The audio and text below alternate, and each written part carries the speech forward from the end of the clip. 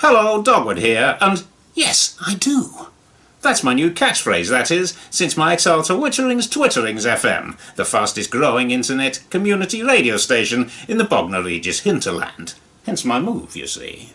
I've effectively withdrawn from society, social media, and just plain gadding about on the virtual webosphere. Now it is just me and my caravan and my occasional stand-up routine at the Caravan Sites Social Club. Anyway, being a little bored of hearing about Ray Winstone's responsible gambling at Bet365, I decided to share some thoughts on the events of last week.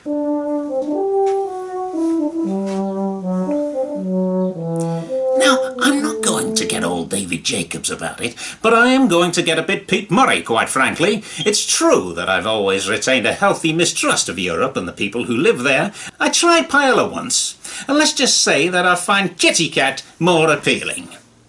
And yet the healthy mistrust doesn't quite equate to agreeing with the abject claptrap that emerges from the gobs of Farage, Gove, Johnson and co.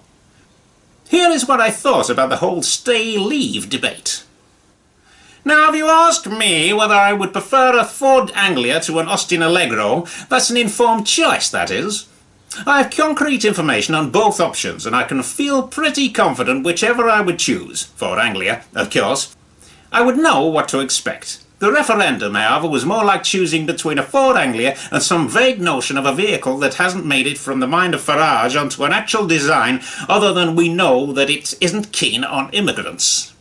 Now, I know that if I vote for a Ford Anglia, I will know that the car will start to smell of burning oil once I shift into third gear, that the radio can only receive Radio Luxembourg in Luxembourgnese, there's a slow puncture on the rear passenger side tyre, and that reverse can only be achieved by reciting the Lord's Prayer backwards with fingers crossed. In other words, imperfect, but I know what to expect, you see. I haven't got a clue on what the phantom vehicle in Farage's mind looks like. It may have its own radiogram for all I know. It may even only have one wheel and a turret from an old Crusader tank. I just don't know.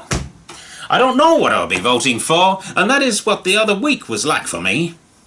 So how will history judge this moment? Something like this.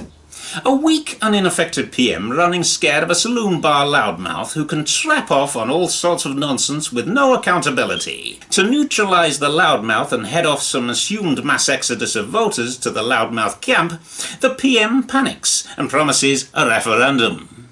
Having spent the last 6 years essentially crapping on anyone that doesn't live in the southeast and isn't posh, his government have assured that at any given opportunity, the voiceless will have their moment, and, rightly or wrongly, the great disenfranchised of the UK have made their choice.